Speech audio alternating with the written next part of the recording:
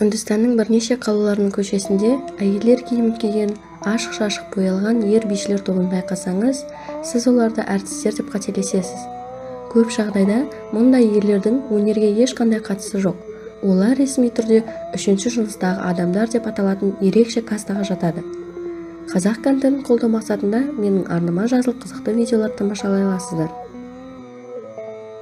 Хиджралар Үндістандағы мұндай еркек емес және әйел еместерге берілген атау, және олар әлемге әйгілі қол тигізбейтіндерден де төмен кастаға жатады.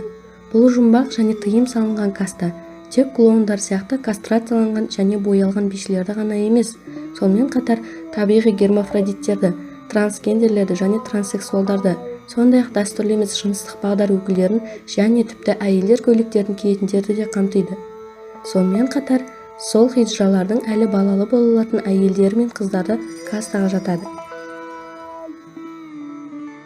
Бұл кастада туылған адамның болашағы ерте балалық шақтан алдын ала анықталады. Хиджрада туған адам өзіне басқа тағдырды талап ете алмайды. Сонымен қатар жыныстық мүшелерінің дамуында ауытқушылықпен туған балалар хиджраға жіберіледі. Көбінесе жынысына тым әдемі болып саналатын ұлдар да хиджраға айналады. Бұл жұмбақ каста өз санын әлде қайда қорқынышты түрде сақтайды деген қауесет бар. Мысалы, хиджралар кейде шаруалардан балаларды сатып алады, кейде олар жай ғана ұрлап кетеді. Әрине, ешбір зерттеуші бұл мәселеде шындықты таба алмады, бірақ хиджра кастасының айналасындағы қара өсек тым орынды сияқты. Хиджралар әдетте үлкен қалаларда пайда болатын қауымдастықтарда тұрады. Және айта кету керек, осы кастаның өкілі болу үшін олар барлық мағынада арзан емес жағдай болып есептеледі. Мысалы, көпшілік қауымдарда жыныс мүшесін ырымдық кесу рәсімін медициналық білімі жоқ қауымның ең беделді адамы жасайды.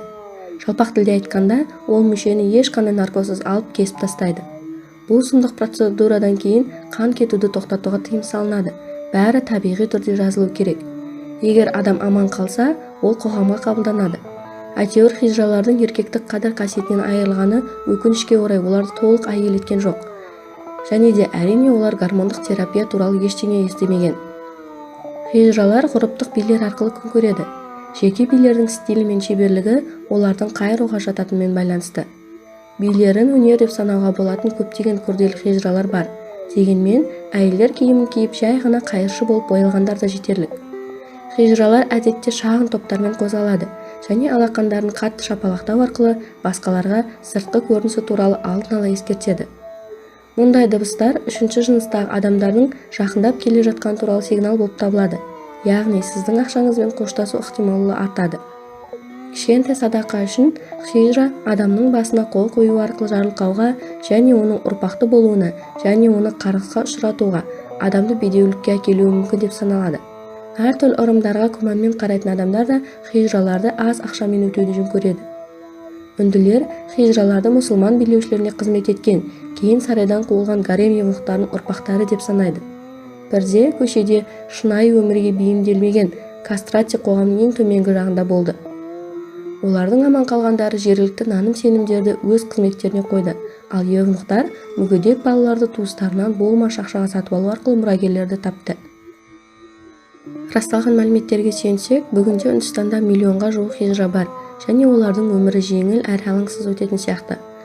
Оның несі қиын, көшеде серуендеп, қол соғып тиын жинайды. Бірақ әрбір хиджра осылай өмір сүргісі келмейді. Көбісі би билеуді де қайыр сұрауды да тастағысы келеді, бірақ олар жай ғана қол жеткізе алмайды. Өйткені хиджра болуды тоқтату мүмкін емес, өз кастасын өзгерту мүмкін емес сияқты. Үкімет хиджраларды ресми түрде үшінші жыныс ретінде анықтауға рұқсат беру арқылы оларды қолдайды деп саналады. Бірақ шын мәнінде хиджра нағыз стигмадан, яғни әлеуметтік теріс көзқарастан басқа ештеңеге ұшырамайды. Осы видеоны аса лайк басып, арнама жазылып, мені қолдасаңыз алғысым шексіз қадірмен көрермен. Менің арнамнан алда осындай қызықты және таңғаларлық видеороликтер тамашалайсыздар. Сіздермен болған Арай Факт арнасы.